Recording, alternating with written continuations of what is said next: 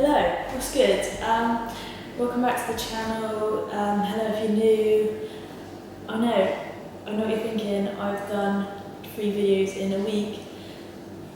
If you saw my New Year's resolution video, you know that my New Year's resolution was to get back doing regular videos on the YouTube channel, hoping to help myself and you guys out. So let's jump into this week's video. So I'm going to talk a bit about my sort of mini relapses that I do sometimes. I've termed them mini relapses myself. I'm not sure that's a professional term, but mini relapses is what I call them. So if I was to draw a nice graph, A-level math student, a graph of my recovery, it sort of goes like this. So sort of it gets good, and then it dips, and then it gets better than it did last time, then it dips, and then it's like 1 step back, 2 steps forward. So I'll talk about how to prevent these little, and this is what I've sort of learned over the past sort of 3-4 months. I haven't had one of these little blips, so I think I've learned what to do. So first you've got to recognise the blip. The blip for me is pretty much always a sneaky rule coming in, and one rule sort of snowballs into bigger rules and mess and plummets in recovery. So, first thing to do is recognise that you've started to get a little rule in place. How do you do that? With anything you do, think, okay, if I didn't do that tomorrow, if I had something different tomorrow, would that be okay? If I had something different for the next few days, or I couldn't have this for a week, I'll use an example so it sounds a bit clearer. So, say you went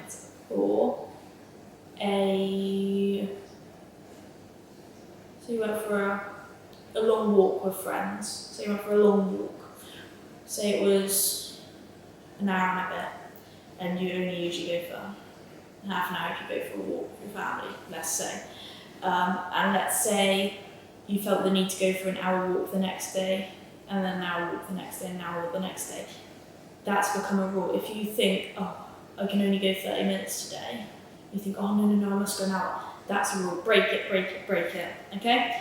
A food example, so I know not everyone has exercise compulsions. A food example would be something like, say, for your snack, you had a piece of fruit as a morning snack, when on the meal plan is something a bit more substantial, and you continue to have fruit and you couldn't feel like you could stop having the fruit. You felt like every morning snack you had to have a piece of fruit, you couldn't have anything else, then that's a rule that you've got to break. You've got to realise, okay, if the next few days I couldn't have fruit, say all the fruit was completely out of my house and all I was going to the shops, would I be okay?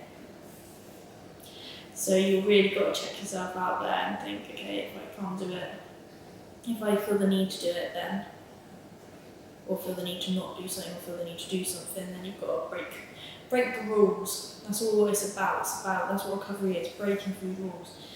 And throughout recovery, you probably will your eating disorder tries to like mingle its way into making weird rules, and it really does try. So you've got to see that and go, no, we don't do that anymore. We don't do this. I don't have food rules. So that's what you've got to do when you're looking out for it, I think. So the fruit one I came up with because that's what I did about a year ago, and that led to a mini relapse of mine. It was, one day I had a bit of fruit, and then it just kept being fruit for a morning snack. And then I was like, what? Like, I never used to have this, and now I need to have it. Let's break that, and let's have something else. Let's have something a bit more substantial, what I used to have. So,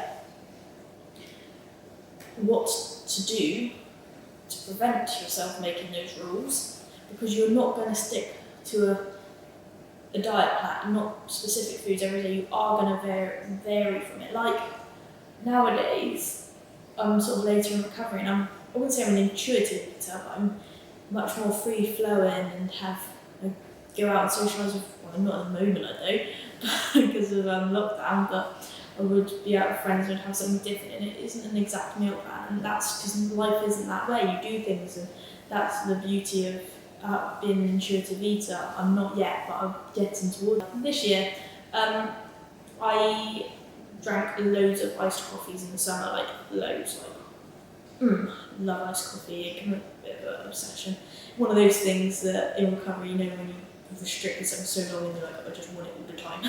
That's what I'm pretty good. It was like with iced coffees, and then it sort of wavered off and I was having them reasonably regularly. They're lovely, and I still really like them. But the iced coffees that I have are the ones that have the added sugars in it and the added syrups, like the ones that you get in the cartons, the glass jars from Starbucks. They're so good. But as you go into winter months, I start having more hot lattes that don't have sugars in them or extra, they're just normal lattes. So the way that I've combated becoming a habit of having just hot lattes, because I appreciate that they're a bit lower calorie and they have less sugars and whatever in them. The way that I worked it is that I'm making sure I'm still having iced lattes regularly, like once every couple of days, at least, sometimes every day in a week. It's just making sure that it always not becoming a rule that I have to have a hot coffee, because I don't want to be getting to summer and having a hot latte when it's 28 degrees because I can't feel like I can have an iced latte.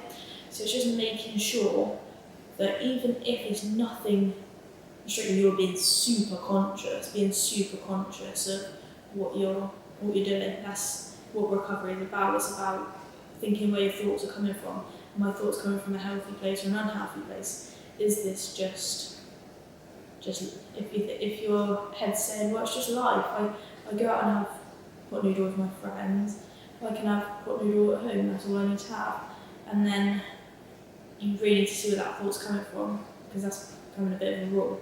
So it's all about being really, really mentally aware, and it's so boring, I know, because you're self-checking all the time, like, oh, is that right? Oh, I didn't know what it was. It's not as simple as A and B. Oh, is it healthy voice, unhealthy voice? I know. No, you don't. It can be quite hard, because the two things merge into one.